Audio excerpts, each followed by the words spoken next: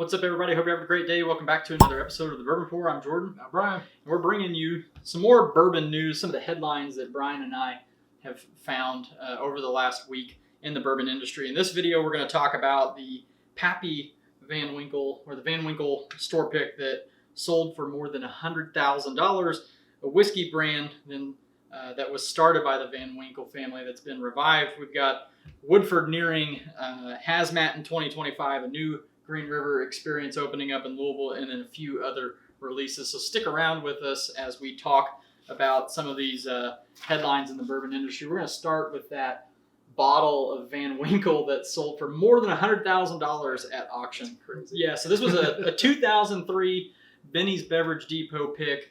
It was a Van Winkle store pick, sold for $86,000 on Unicorn Auctions in mid-October. So after taxes and fees, that went up to $107,000.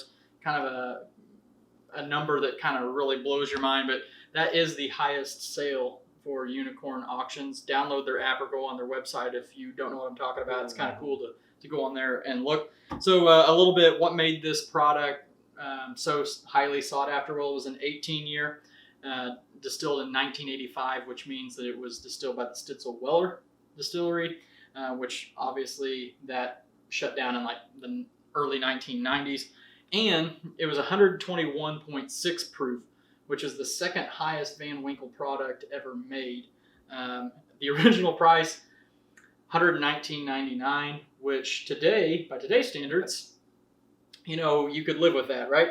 But this was 2003. So, and then Unicorn Auctions estimated that between just 80 and 100 bottles ever existed. So the fact that somebody didn't just save this or didn't just, you know, buy it and drink it like people did in that time. Because collecting wasn't a huge thing. Collecting wasn't as big of a deal is pretty impressive. And so what blows my mind is that they did a barrel pick of Pappy.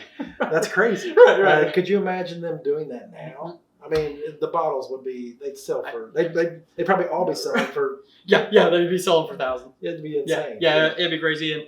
And source for this news item was multiple news sources have reported on this, so this isn't anything new that we're talking about, but something really worth mentioning. So. Okay. Well, keeping it in the Van Winkle family. Yeah. So there was a brand that the Van Winkle family started back. It's the old Commonwealth. Okay. So Jillian Van Winkle was the one that started that, which is Pappy Van Winkle's son. Okay. And they came out with a new release. Okay. It's a pretty hard to find, but it's 131 proof. It's the mash bill is 75% corn, 15% rye, and 10% barley, and it's $200. So not a terrible price for the years and what you're getting.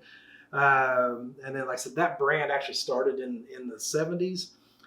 They were distilled in Lawrenceburg, and in 1983 they named it the Old Commonwealth, and they produced it till 2002. Which is when their partnership with Buffalo Trace started. So yeah. So in 2019, Zachary Joseph and Andrew English purchased the rights to it, and then they partnered with Tony LeBlanc to source it. Okay, cool. Which I find that interesting because you were talking about the mash bill there that it had rye in it, and you know the Van Winkles are obviously known for wheat. So maybe the old one was wheat, and they decided to go with rye. But anyway, something interesting. I also was reading that distillery, I think a lot of those bottles have already they sold really quickly, but they have like a honey finish that might still be available. So check out areas of Kentucky. Just on the namesake. Yeah, just on the namesake, it's probably going to sell. Good, yeah. So now on to Woodford Reserve, kind of nearing Hazmat. So in 2025, Woodford Reserve is going to release something that's kind of pushing the threshold just under Hazmat. So this is the Chocolate Whisper Redux or Redo bourbon. And it comes in at 139.4 proof, just 0.6 points away from being a Hazmat. No word on when it will be available or what the price will be, or if this is going to be distillery only, which usually those are 375s. So we'll see. The label says that it has extended age and it showcases the notes of chocolate and espresso. by the brand that Woodford Reserve is known for. This was we found this story on Cumming Whiskey's Instagram page. If you are not if you're not following them on Instagram and Facebook, go do that now. Jacob is his name. He monitors the TTB website where they upload all the labels, and so he posts the whiskey that's coming up, and that's where we found it. So appreciate him for all the work that he does, because it's really cool to see some of the releases that are coming up. Right. Yeah, man. That's that high proof. You just don't see that out of Woodford. Not maybe just one product or two products that they put out that's high proof. That's really cool. I think the Masters collections just really go into the 120s. 120, yeah. So So interesting stuff. Okay. Well, the next story we got is Green River, which we're pretty fond of Green River, and they've just announced that they're moving to Whiskey Row. Cool. So they are actually in the process of building right now and are refurbing the building. It's in the same block as where Bardstown is located at. Okay. So it's 714 Main Street, and Bardstown owns them. So it's going to be a nice location. And they're going to do it. They're going to do it right. So basically, they're going to be doing a tasting room, and when you walk in, it's going to kind of be a horseshoe type tasting room. Oh, like the bottom of the bottle. With their theme. Okay. Yeah. So and then they're going to have a spot where you can do tastings, cocktails, and then you can play their game. I can't remember exactly what it's called, but they've got some type of game where it goes into like the bottom of the bottle. Little quarter that they do. Yeah. So they want people kind of doing that and playing those games. Then there's also going to be a speakeasy back in the back where they're going to have their tours and then their mixology type classes. Got a lot of things planned for it. The Green River name itself is really old. It's one of the most older distilleries out there, and the decor is going to be going to showcase all their older offerings. And I also believe they're going to have a musical stage. So they're going to have some music there. So that's awesome. Probably weekends you'll be able to go in there and listen to some live music. So it's downtown Louisville. And it's got to be cool. Yeah. Looking forward to that. Mid-2025, I think, is when they said that would be open. So I think that's pretty awesome. Good for Green River, brand that we like. So moving on to some release news. The next few items are going to be about releases. So the one that I'm talking about is the second vintage of 2XO's Gem of Kentucky, soon to be released. $199.99 MSRP, 108 proof. This is released by 2XO, which is from the famous Kentucky Owl blender Dixon Dedman.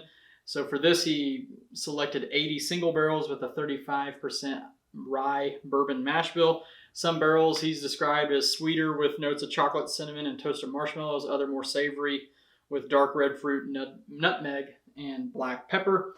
So this adds to their collection of the Everyday Oak series, the limited edition Icon series, and then of course the Gem of Kentucky, which they're going to be doing each year. I've never tried a Gem of Kentucky, but I've heard good things about it. No, I've not tried it. I did see one last night. Okay.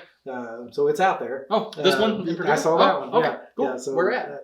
Well, I saw it at our local liquor store. Oh, cool. Vic's Liquors had it. Oh, shame on me for not seeing it. Yeah. So, cool. Go check it out. Yeah, go find it. Okay, well, the next one I'm going to talk about is it's in the celebrity lineup of bourbons. This Dierks Bentley's teamed up with Bardstown, and they're releasing an offering that's called Row 94, and it's going to be 4 years, so it's got a pretty good age statement. He referred to it, basically just said the country music is referred to 3 chords and a truth, or 3 chords and the truth. And so they're using that same concept with their bourbon. So they're doing 3 ingredients. So and then he also goes on to say that it's a serious bourbon that doesn't take itself too seriously. Okay. So just kind of the stuff on it. It's distilled by Green River, and it's 4 years old, 94 proof. And then the mash bill is 70% Kentucky grown corn, 21% rye, and 9% malted and row barley. And it's aged in new white oak barrels, and it's a char 4.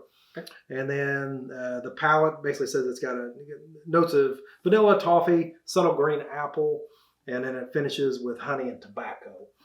And then as far as they did a release a couple days ago, and then yesterday, when this comes out, the day before, they had an event down in Louisville at the Bardstown location where Dirk Bentley was actually there signing bottles. Yeah. And one of our buddies was able to go down there. So Rico Wilson. Yeah, Rico got a bottle. We'll put a picture somewhere around here. Rico, he sent me. Yeah, and at some point, hopefully, I'm gonna get a bottle of that too, that autograph, because I love Dirk Bentley. Yeah, I absolutely love the 3 ingredients in the truth. That really makes me laugh. That's pretty cool. Next release up.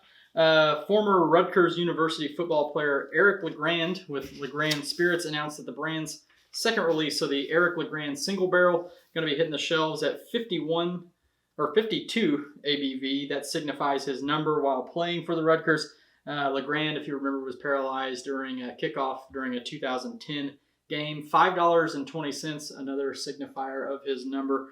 From each bottle will go towards the Dana Reeve Foundation, which supports those who are living and impacted by being paralyzed and finding a cure for spinal cord injury. So I think that's a really cool, important work and worth noting. That's why we're telling you about it.